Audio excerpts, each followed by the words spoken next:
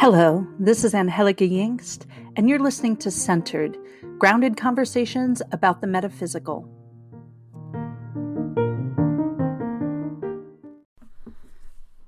Blessed May, friends. It's Angie Yingst from the Moon and Stone Healing with your May Earth Medicine and Tarot reading. And I am just going to have a small disclaimer here that I have had people working in my house for 2 weeks, and they are putting up shingles on my house, so you may hear bang, bang, bang in the background. I came to the corner of the house where it seems the quietest. So doing my best, but that's my little disclaimer.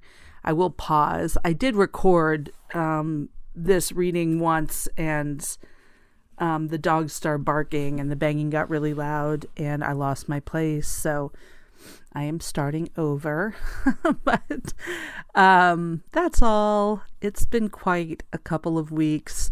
So I'm glad to get into this reading for May's Earth Medicine and Tarot, because I do love me a lusty month of May.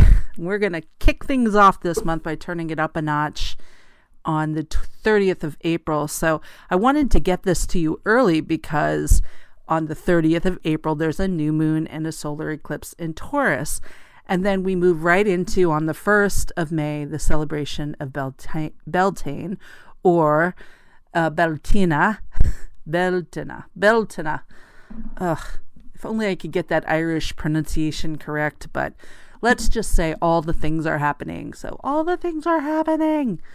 So let's talk about the new moon and eclipse first, because let's start setting the scene. Eclipses occur when one or more heavenly bodies, such as a moon or a planet, moves into the shadow of another heavenly body. So when the moon orbits the earth and the moon moves between the sun and the earth, then the moon will block the light of the sun from reaching the earth, and this causes an eclipse of the sun, or a solar eclipse. And during the solar eclipse, the moon will cast the shadow onto the earth. So solar eclipse happen at new moons, and lunar eclipse happen at full moons. So we had a lunar eclipse in November 2021, and that was in the sign of Taurus. And this solar eclipse is also in the sign of Taurus. And we're going to have another eclipse this month as well. So eclipses have a reputation of causing chaos, turning things upside down, bringing out our shadow. And of course, when I talk about bringing out shadow, it doesn't mean like all of a sudden, we're turning into Dr. Jekyll, or we're Dr. Jekyll and we're turning into Mr. Hyde. Of course, we are talking about the tendency we might have to reckon with that part of us that we keep hidden. And that can be the petty part of us, the angry part of us, the hurt child, the wounded part of us. Okay? Because energetically and astrologically, you never really want the light of the sun or the moon to be compromised, because when it's compromised, it then compromises your own light. And we work with that, of course, energetically. So we reckon with our own ways in which our light gets compromised at eclipses. And we also deal with our own strength, because light equals all kinds of things, right?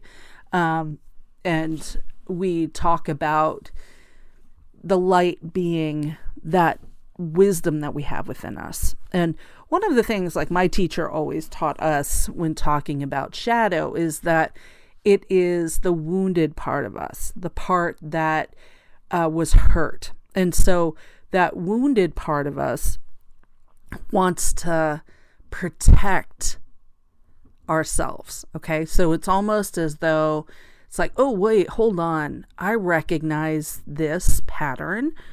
This is a pattern that happened when I was 5 years old. So the 5-year-old little person in us goes, whoa, I'm going to take over. I know what to do. I'm going to yell at them. I'm going to hit them.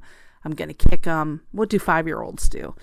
And it's almost as though we can't access our wisdom when our shadow is forward, front and center. So that's part of the energy that comes up at these difficult times like eclipses, because it's like the inner child that is still wounded and still hiding out in the psyche that's never been healed, because the conscious ego self says, oh, I don't have to deal with that. I'm not even going to touch that. Like I'm fine. So that part's still hiding out there, and it still wants to take over. So until we kind of make peace with that wounded inner child, we make peace with the shadow, we make peace with the petty, angry, hurt child stuff, it's going to come out and drive the bus when the shit hits the fan, so to speak. So we end up during these times reckoning with our shadow without quite realizing it.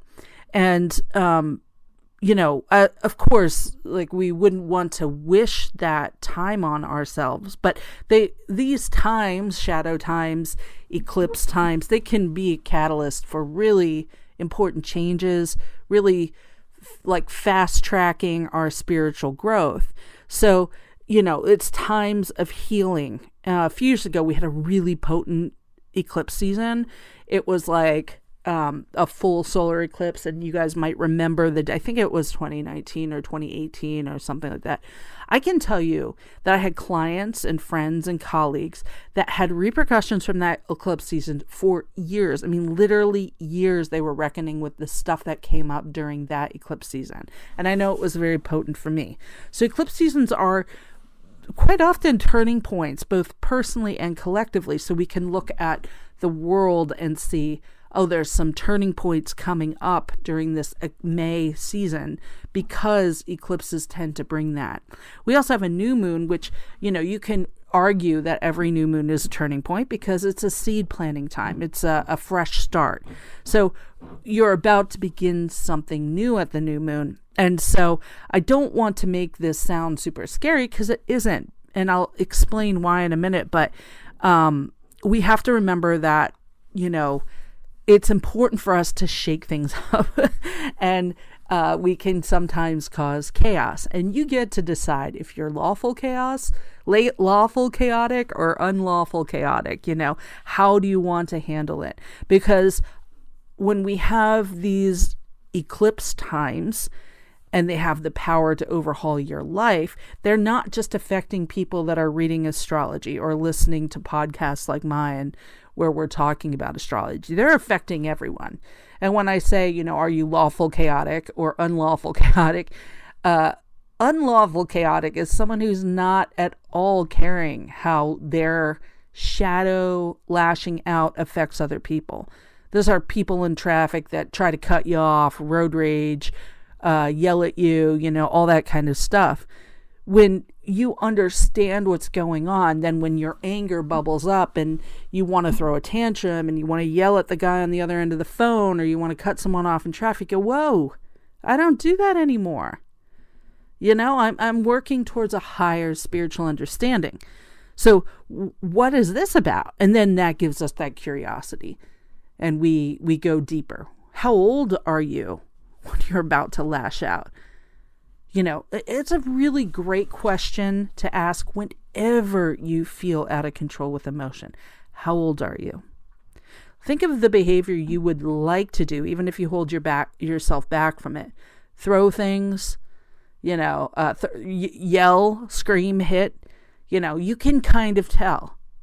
What does the teenager do? Brood, blame you, victim blame. What does the child do? It throws a tantrum. It cries. It hurts himself. Or he throws things across the room, right? So kind of, it's a great question for this month. How old am I right now? And then going deep with that. So, the thing that we can look at during eclipses is, what are we ready to release? Okay. And new moons are great for letting go and calling in. So we can do that work too. So, we can have transformational statements that are really important. We'll talk about that. So eclipses have, this ability to help us see what no longer serves us. And so when we say that, and this is how I suggest you interact with all psychics and healers and people that are saying stuff like, this is what's coming up this month in astrology, you can interact with it in this way by saying, how do I feel if that were true? Okay. And that gives you a really good idea. So when I say, this eclipse is really good at helping us release what no longer is serving our highest good or serving us, what's the thing you immediately think of that needs to go? Because that invites you to say, like, I'm just not going to let that thing, I'm not going to let the door hit that thing on the ass on its way out, Goodbye. I'm ready for that to be gone. That's the first thing I popped in my head. I'm ready for it to be gone. And I love what Chani Nicholas says. She's my favorite astrologer, and I do listen to her astrological readings because she has a great way of putting things. And she said, everything interesting happens when things don't work out as they should. And I love that because that's been true in my life. So this solar eclipse happens on April 30th in Taurus at 4:20 p.m. And as I shared in the April reading, we are also coming into these eclipses the last week of April. This week that I'm recording this, Jupiter's in Pisces. That's a home planet in its sign. And Venus is in Pisces. And this is the energy of an emoji with heart eyes. You know that emoji? That's what's happening. It's beautiful. It's blessed. It's bloody dreamy. Jupiter is all about abundance and growth, opportunity and healing. Venus brings about connection and beauty. And yes, probably most famously love. So conditions are really conducive to pleasure and like being all dreamy and all that wonderful energy that Beltane also inhabits. So they're together in a sign they rule, and the sun is in Taurus, and Taurus loves comfort and pleasure.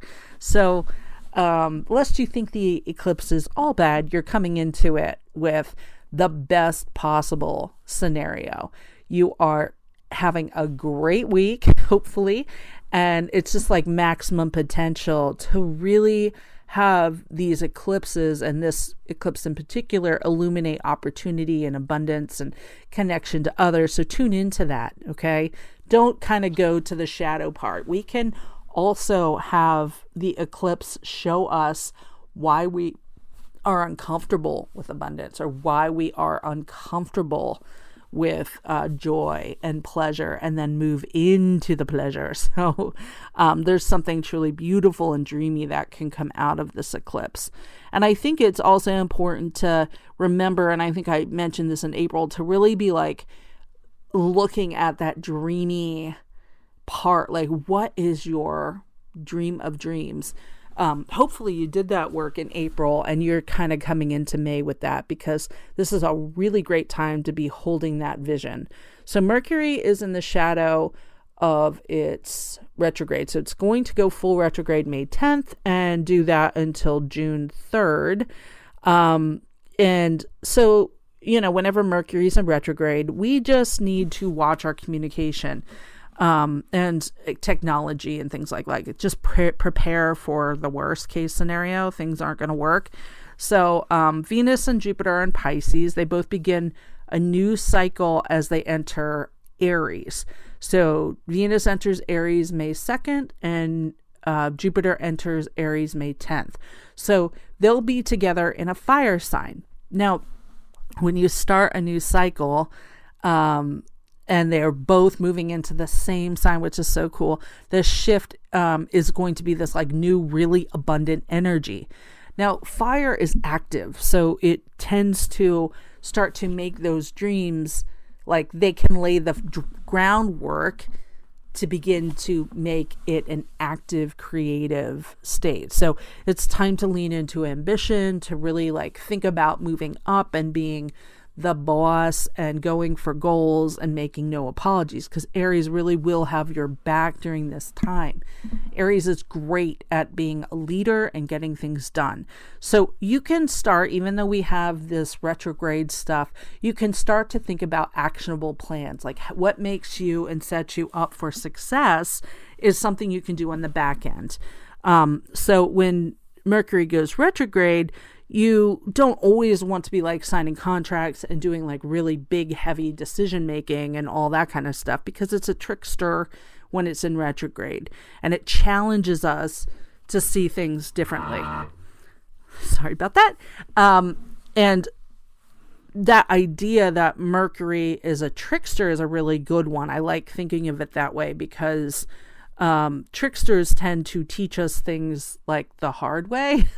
So, and by using our own ego connections and ego like clinging. So this retrograde will challenge us to see things from a different perspective. And what's different about this retrograde is that it's connecting with Saturn. So Mercury retrograde this time will help us to discern what's useful and what is no longer useful. And that can be a really important part of making dreams come into reality. So we may have started dream going like, I'm definitely going to do this. And then understanding like, oh gosh, I don't really connect with that. What I want is something lasting, or what I want is this. So let Mercury retrograde this May be an internal time, and lean into the energy of releasing and that backward motion, because that backward motion is really reflective. Okay, we can look back, see what didn't work, but it's not a great time to like sign contracts and to begin big conversations about breaking up or releasing something. You just do the internal work around it. Remember that, one of the things about when we work with eclipses that are shadowy, and then we work with Mercury retrograde, which can be a little shadowy, what's happening is that we kind of lose our filter. Like I said, our inner child takes over at that age. So it's not that, hey, it's just an injustice that happened now, and it's because of Mercury retrograde that you're blowing up and blah, blah, blah, blah, blah. No, it's usually that we have let things go. We haven't talked about it in a healthy way for a long time, and then our filter's gone, and the other person might not understand what we're trying to say. And, all of that stuff happens. So it's not that it's not true. It's just that you're not going to be understood in a way that's going to be productive and important. So during this Mercury retrograde, we're just seeking to listen to our inner selves, to our inner child, to our shadow. We're going to be asking for advice, because Aries, Jupiter and Venus are in Aries. So we're going to just be asking for advice on how to move forward. And then, we're going to ask like some of our elders and spiritual mentors to be a sounding board for us before we have any big conversations that we can't undo. Okay. So we're not burning bridges. On May 15th, this month's full moon arrives, and it's going to be uber potent because it has a lunar eclipse, and that lunar eclipse is in Scorpio. This is not really for the faint of heart, because the energy of Saturn is challenging, and Scorpio is going to be a challenge during this full moon lunar eclipse. So just knowing we might be very emotional, we may have darker tendencies as Scorpios are wont to do. It's just a friendly reminder that eclipses can bring this non-negotiable change, but we have to kind of surrender to the process and to our curiosity and to our higher power, if we believe in that, because we don't want to be rushing off. Again, we're still in Mercury ret, we're doing all this stuff. So the last big shift then is at the end of the month when the 20th, when the sun enters Gemini. And then the new moon will be in Gemini on the 30th of May. And it really will lighten up. That new moon will feel pretty darn good. I think it's going to be like a time where a lot of revelations, where the old dreams, you can really see how they can be reality. So lots of good stuff. And then, of course, beyond the astrology, the Wheel of the Year turns the Beltane on the 1st. And this is one of the greater sabbats on the pagan Wheel of the Year. And we call the greater sabbats of the pagan Wheel of the Year the cross-quarter holidays, because they're in between the equinoxes and the solstices, and they're the earth festivals. So they are kind of honoring the earth, and Beltane marks the beginning of the transition from spring to summer, occurring May 1st. So this is all about lightness and fun and fertility and growth, and most probably potently is sex and sexuality. So you just have all these phallic and yoni symbols. The horn god birthed at Yule begins to hit like his lusty stage, and he's ready to mate with the earth goddess, who appears now as a maiden instead of as a mother earth. So she's the maiden earth right now. And you can honor Cernunnos at this time, Green Man, Pan, the Oak King. I just pronounced Pan like the Spanish word for bread, so sorry about that. And again, the maiden goddess. So Beltane really honors our own unions and our own connections. It stands directly opposite Samhain on the Great Wheel of the Year. So it calls in light and lightness the same way Samhain honors the dark and death. Beltane also honors like new life and rebirth. So there is a focus on life and all its sensual joys, So we're kind of starting out with this joyful celebration, and for many of us this seems to continue all month, because these are times that are creative and sexual, and marriages and partnerships and friendships are all blessed during this time. Magic is thought to be really easily accessible around Beltane, so you can kind of engage in any divination and magical workings at Beltane. It's really important. Let me see what else. I think that's it. But if you follow me on SoundCloud, or you're following my readings that way, I do a reading at the points of the Wheel of the Year, and they're open for everybody. So just check that out. It's going to come up like on or before May 1st. And I will shamelessly plug my book, The Complete Tarot Layouts, which has tarot layouts for all of the pagan and agrarian Shabbats and all the moons, and there's just points of the year. Like, that was the entire point of that book, was because I really work with cycles, of the moon cycles, the year cycles, the agrarian cycles, and so I've kind of created a lot of layouts in my personal practice around those points, so that I could kind of touch base with what the energy is. So if you're part of my membership, I do readings from all those layouts, and also you can. So let's talk about the card of the month, which comes from the suit of swords, which is decidedly not very sexy. Swords have a reputation for being really challenging, and they certainly can be, because swords deal with the suit of air, and air rules the mind, it rules communication, and it rules most particularly one's perception. Perception is a huge deal with the swords, because part of the challenge and suffering in the suit of swords is not the reality of a situation, but the perception of the situation. And this is a fundamental part of what modern tarot readers and illustrators felt, that the mind would ultimately betray you, that trusting your intuition and your higher power and your spiritual truth, rather than the story you tell yourself, was going to get you into a place of enlightenment. So you see it time and again in the tarot that the swords will lead you astray. The 8, for example, the 8 of swords, she's in a jail of swords that she could easily just walk through, but she can't see it because she has bound herself up. Her perception has made her feel like she's in prison, or made her feel like she is restricted when she really isn't. So this month we're dealing with the 6 of swords. So this is a sword masquerading as a water card. And I say that because when I teach tarot, a lot of people see this card and think it is a cups, like a water sign, because the whole card is water. So you can pull up a 6 of swords on your, Google it, or if you have a deck, you can look at it. It shows a woman and child huddled in a boat. She has a full-on cloak over her, hiding her face. She's huddled down. So it always appeared to me as though she were trying to hide herself and not be seen. And a ferryman is taking them across a great body of water. So there are 6 swords surrounding her, making her appear that she's somewhat trapped. And I think, just talking about the 8 of Swords, it harkens to that a little bit.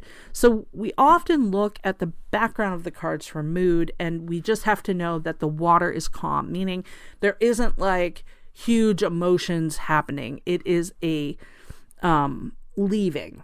Okay, she's leaving something for something else. And this is always important because we call this card the moving card. Or a travel card. It shows someone leaving a situation. And because we're going through water, we know it's an emotional situation that they're leaving behind. So they're leaving choppy water, which shows in the front of the card, to go to calm water. So I always thought she looks like a person running away or leaving behind a situation where she felt like a victim, or she literally was a victim, or she was trapped. She's leaving it behind for emotional balance. Now, Arthur Waite, who basically commissioned and wrote the first tarot book and commissioned the Rider-Waite-Smith deck, which is probably the basis for many of the modern decks that we see. And I'm going to say that as a generality, but a lot of people would argue there's other ones, and that's very true. But Rider-Waite-Smith is probably the one that most decks are based on. So Waite wrote this book, and the book is very strange because it doesn't always match the pictures. So because he wrote the book before it was painted, and he wouldn't give some of that information to Pamela Coleman Smith. So she was writing with like one word, and he was, writing something sometimes completely differently. So in his book, he just writes journey by water. It's a voyage, and the voyage is pleasant, So it's like, thanks for all the info, Art. You suck. I don't want to say he sucks. He literally wrote the deck that I read, but I think there's so much more to glean out of this. And a lot of the popular understanding of this book is, that we're leaving a situation that is hard. So a lot of times that's our family of origin. We're healing our inner child. Like some people see that child traveling with her as her inner child. Like she's taking her inner child and leaving the family of origin. And she's not taking any belongings. She's going out into the world by herself. And that can be really important, especially when what we've talked about with eclipses and shadow stuff, having this as a guide that we're allowed, it's like a permission slip to leave situations that aren't serving us. It can be really important. Now, a lot of people focus on the fact that someone else is driving the boat here and directing the next part of the journey, whether it's a spiritual or emotional journey. And that can be true. So we always want to say, make sure that you trust whoever's driving the boat. Is it your higher power, or is it a new partner? Are you leaving one partnership for a new partner who's driving the boat, and do you trust him? Or her. It can also indicate like a literal move or literal travel or voyage over water. I live in Harrisburg, and whenever I get this in a reading, I ask if someone's moving from one side of the river, the Susquehanna River, to the other side. We often don't cross the river here. It kind of cracks me up when I moved here, because I really thought I would be one of those people that always traverses that river. And the truth is, you just kind of stay on whatever shore you're on. And I always say, those waters must be shark infested, because I never go over to the other side. So honestly, this card is a very humble card. It's one that asks us to think about situations we're ready to leave and move on from, particularly emotional situations or situations that have caused confusion, mental chaos, psychological issues, or emotional pain. So, that definitely falls under that CPSD kind of thing.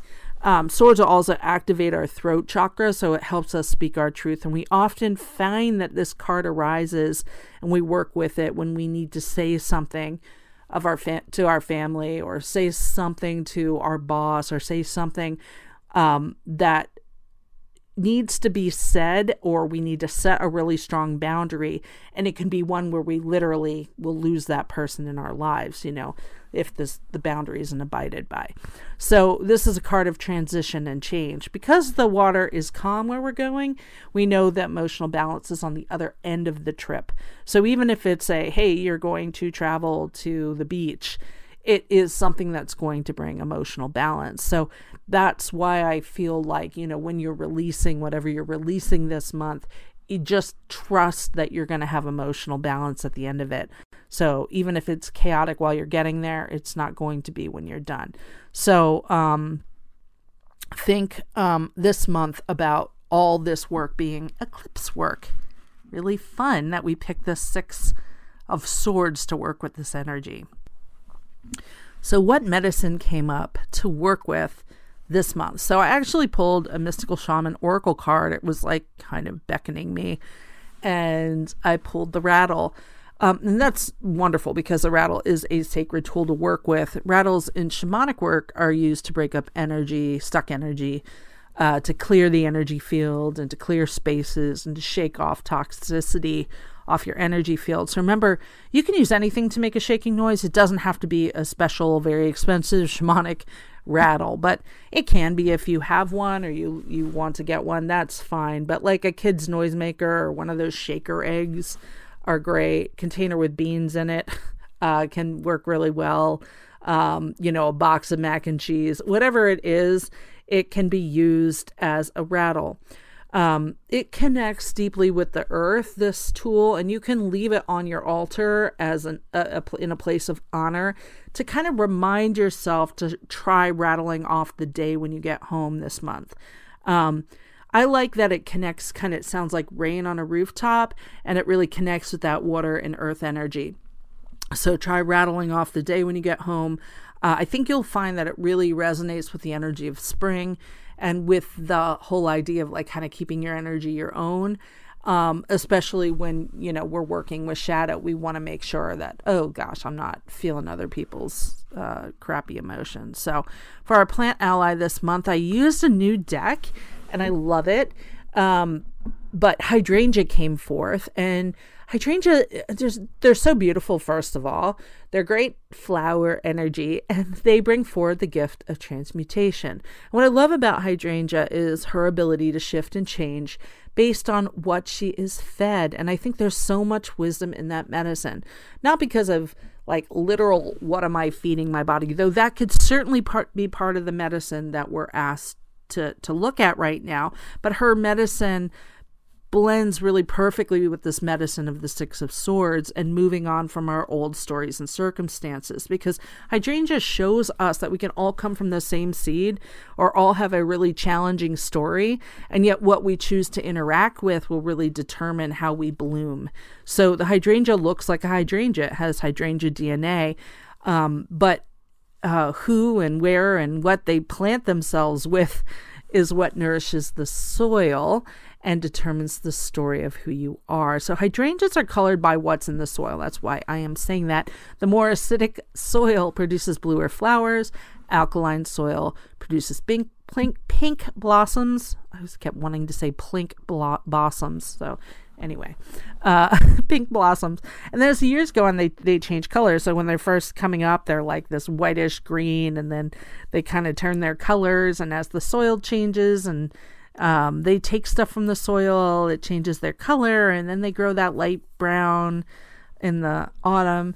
So we can take this medicine of transitioning and transmutation and growth in this month as we grow and accept the different iterations of ourself, including our shadow and our light side. So our crystal allies are wonderfully diverse this month.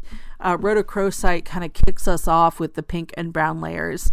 And she is not to be confused with rhodonite, which is a preeminent stone as well in the heart chakra. They're both heart chakra stones, but rhodochrosite is the one that we work with for self-love, self-acceptance, and healing our inner child. Are you seeing a theme here?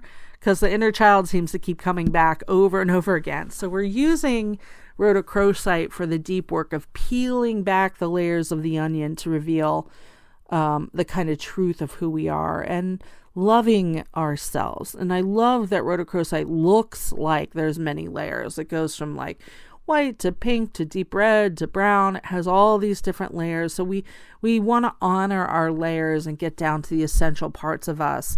And we can release our story of disconnection. So many of us, particularly us on the spiritual journey path, we feel disconnected from our family of origin. Maybe there was abuse. Maybe there was confusing messages. But rhodochrosite, and we feel, that sense of feeling different from our family of origin makes us feel like we don't fit in the rest of our lives. So that's important too. So when we felt disconnected from our family of origin, rhodochrosite helps us to feel connected. Okay, it helps us feel ourselves. Like, I'm not the problem here. So rhodochrosite is a stone of emotional healing and activates a kind of courage and bravery to look at shadow and that deep self-love and self-acceptance work, because self-love work isn't about loving just the really cool parts of ourselves. That's easy. That's very easy to work. But can you love the child that threw the temper tantrum? I mean, if you have children and you've worked with children, or you have been around children, when they throw a tantrum, and they're most unlovable, and that's the time they need love the most. And we can do that for ourselves as well. So it is a wonderful stone for play, for healing the inner child and allowing your inner child to discover a childhood stolen from them so that they can really make peace with that. So again, the Six of Swords really will show us that way forward of moving on. And you can do things to delight your inner child. Like, if you're recognizing that every response you have when we talk about shadow responses is from, a 6-year-old's perspective, then maybe it's time to allow your 6-year-old some healthy time out. What do 6-year-olds like to do? Well, they like to explore and discover. So you might want to go out and like turn over rocks and look for bugs. You could color. You could play games. You could go out with other 6-year-olds, like if you have a niece or nephew or neighbors that, hey, do you want me to watch your kids? Like, go out, have a date night, and then play games with them and be a child, and don't put restrictions on their expression of what they want to do, and just do it with them. And it can be really hard if our childhoods were stolen to know how to play. So we have to kind of sometimes observe children and be around children to understand, like, what does a child do at this time. So our next crystal that we're working with this month is charoite. And charoite is a purple and black stone that activates the third eye chakra. And it's a stone that really works with intuition, psychic abilities. It's really wonderful for dream work and shamanic journey and discovering your true path. So charoite is an ally for understanding who you are in the world and what you're meant to do. And because charoite has a lot of the dendritic formations that are black, it can be very grounding and protective. So while doing this discovery work, it's nice to have an ally that's going to ground you and feel protective. So it's definitely an ally that's not going to let you get away with like half-ass spiritual work. It's like holds up a giant mirror and tries to show you what you're doing. So if you're trying to get out of things because you're in some kind of like ego loop or playing some mental gymnastics with yourself to try to justify behavior, charoite's great at humbling you. It doesn't humiliate you, but it does humble you. And again, like I said, it's almost like having a huge mirror. And you have to go like, whoa, I did that. I look like that. Yuck. I gotta figure this out. So charoite can be a fun ally. And then our last stone for the month is labradorite. And I want you to run, not walk, to grab your labradorite ASAP, because this is your ally for the eclipse new moon. Okay, it's the one I would put on your altar, front and center, period, because labradorite is essentially the preeminent stone for new moon work. It's a great stone for eclipse work. It is the gatekeeper of the shadow. It helps you to keep your shadow in a place of curiosity instead of acting out. So it is protective. It's used for divination. It's used for deep work and all that work at Beltane with scrying and connecting to the other side. Labradorite is great for that work. Now, labradorite is a feldspar that has a particularly refractive element like moonstone, but it's so unique to labradorite that it's called labradorescence, whereas moonstone and a couple other stones have something they call chatoyance, which is that refractive energy. That refractive element is basically like the feldspar grow in like little layers, and the way the light interacts with all the layers. Now, labradorite does something similar, but it's a little different because it has literally every color in the spectrum when it gets refracted into the light. So it may look gray, especially if it's unpolished. But then you'll see all these like greens and blues and golds. And I have this amazing pink and orange piece that I am just in love with. So it's really all the colors. And in this way, it really helps to illuminate shadow and bring healing. So it's a great ally for dream work, for meditation, for journey work, for moon cycle work, for magic, divination, tarot. Like literally all the woo-woo stuff happens with labradorite as your navigator. It's great for breaking patterns, particularly old ways of being that are no longer working, which would be the perfect thing to let go of this month. So there is, I'm sure you can see the pattern of this month's work. And, if you don't know, I pull cards to see which crystals, because I would probably pick the same crystals every month, because I work with a lot of the same crystals over and over again. So we're working to release what's no longer working, then repattern, accept ourselves as we are, move on, close the book.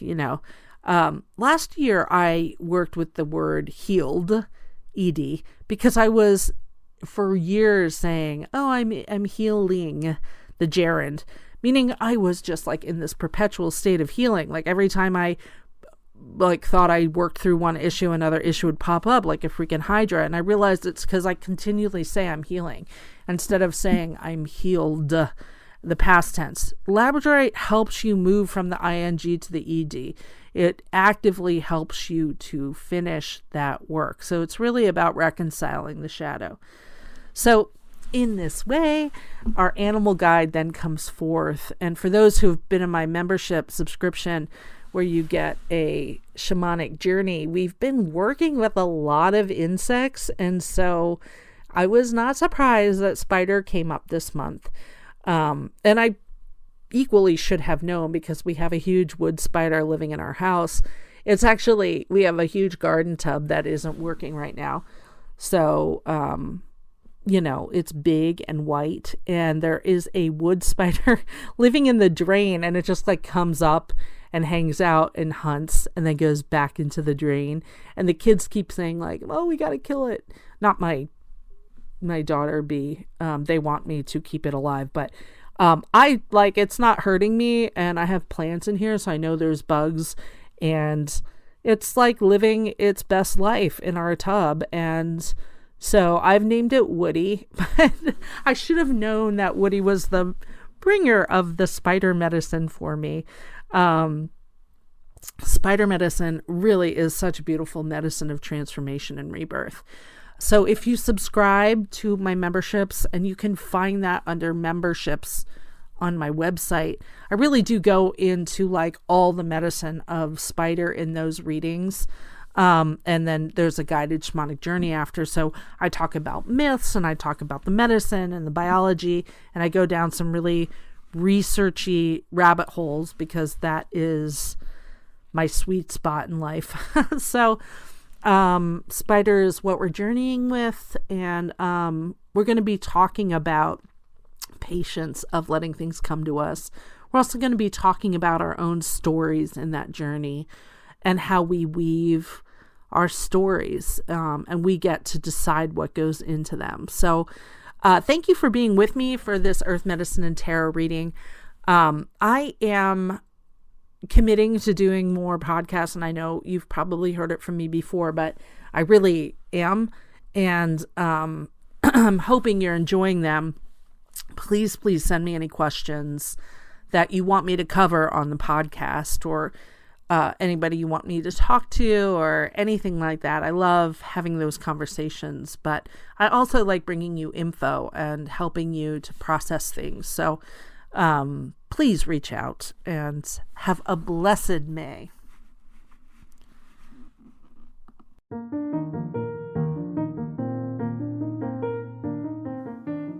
Thanks for listening to Centered with me, Angie Yingst. If you'd like to send me a question or comment about this show or any shows, you can send them to Angie@themoonandstone.com.